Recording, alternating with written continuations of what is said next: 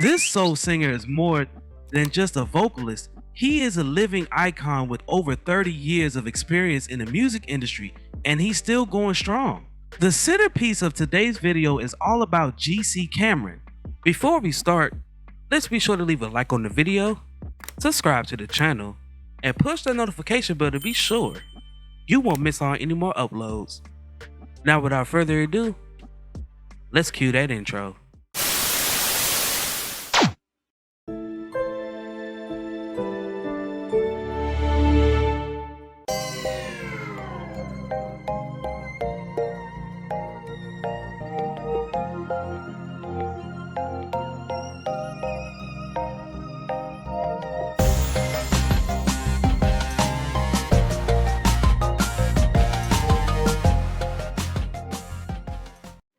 George Curtis Cameron was born on September 21st, 1945 in McCall Creek, Mississippi. He was 10 years old when his family relocated to Detroit in 1955. The Camerons were a huge family. Cameron had 9 siblings, but there was always room for more. Sis Philippe Wynn, Cameron's elder cousin, grew up in the house. They ran Detroit's harsh streets together, but never established a singing group. Following a Marine career that included service in Vietnam, Cameron was picked by the Spinners to replace Edgar Chico Edwards, giving the group a new lead vocalist. With Cameron on board, Motown's producers were more interested in the Spinners, and big names like Stevie Wonder began composing and producing for them. Their first collaboration with Cameron was a 1969 reworking of the song In My Diary, which had already been famous among R&B fans thanks to the Moonglows.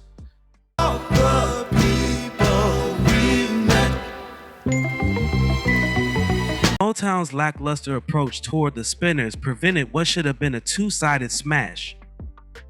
When Harvey Fuqua and Gwen Gordy sold their Tri-Fi setup to Motown, the Spinners moved into the basement.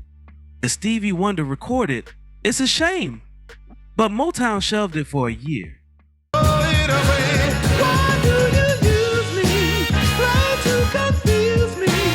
Cameron appeared on The Temptations' second single, a version of the hit album cut, Message to the Black Men, in 1970. No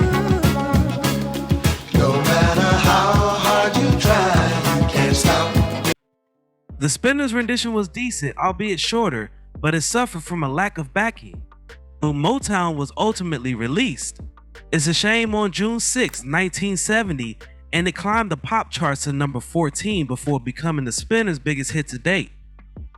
But the group was fed up with Motown's treatment, and their frustrations reached a climax when the follow-up, We Got It Made, failed to match its predecessor.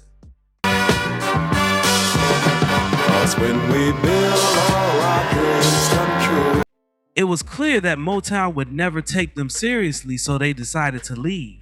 Cameron, on the other hand, had fallen in love with Gwen Gordy, Berry Gordy's sister, and remained with Motown, yet he did not abandon the Spinners. His cousin, Philippe Wynn, who had been rehearsing with the group, was called in to replace him. The master improviser had previously performed with the Pacesetters, a Cincinnati-based band that comprised Bootsy and Catfish Collins. Philippe's sole win lasted for 5 years and was equally responsible as producer, arranger, and composer as Tom Bell for the group's chart-topping triumph on Atlantic Records, which was second only to the powerful OJ70's Boom. But Cameron was unconcerned, believing Motown was going to make him into a star. The label instead signed him to its Mo West label for a series of singles that went nowhere.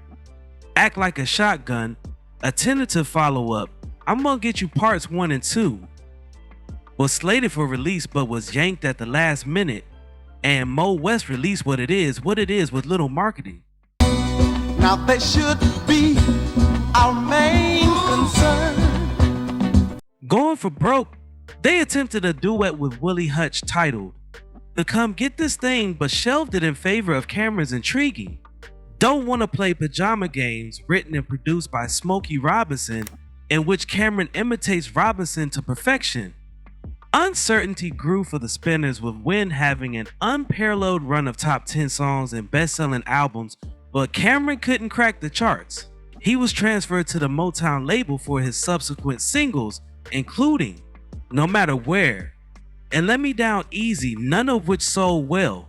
His debut solo album, Love Songs and Other Tragedies, was released in 1974, and his second album, the self-titled album, was released in 1976, preceded by If You're Ever Gonna Love Me in 1975. The following hit, It's So Hard to Say Goodbye to Yesterday, was ideal for Boyz II Men, not Cameron. But forever has flown away. And Dream Lady and You're What's Missing in My Life, which was also the title of his third album, released in 1977, followed the same depressing path as his previous attempts. In 1977, Motown released GC and Cyrita's album Rich Love, Poor Love, and one single from it, Let's Make a Deal.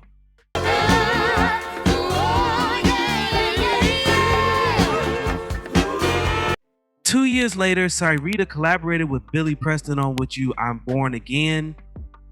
Cameron quit the company after his relationship with Cyrita ended and his relationship with Gwen Gordy soured.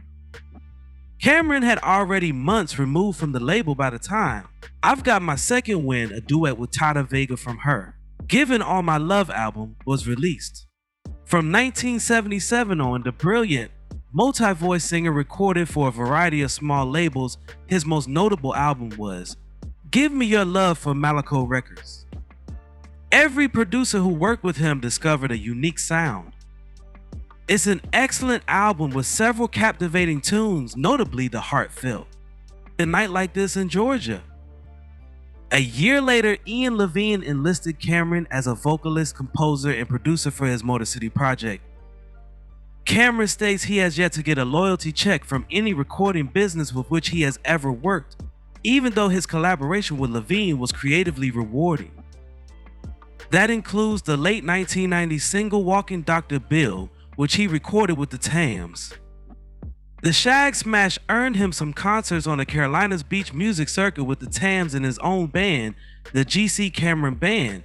The Motor City recordings, which included a duet with Martha Reeves, were released on Right or Wrong, and later on The Very Best of GC Cameron by Hot Productions. He currently owns Dagger Jack, a production and recording firm, and is working on a memoir about his turbulent life. He broke connections with the majority of his music industry associates and migrated to Meadville, Mississippi. GC Cameron is one of the few musicians who has been part of such legendary groups, as he was a member of the Spinners and the Temptations. Now, before we go, I have a question for you all. What is your favorite song from GC Cameron?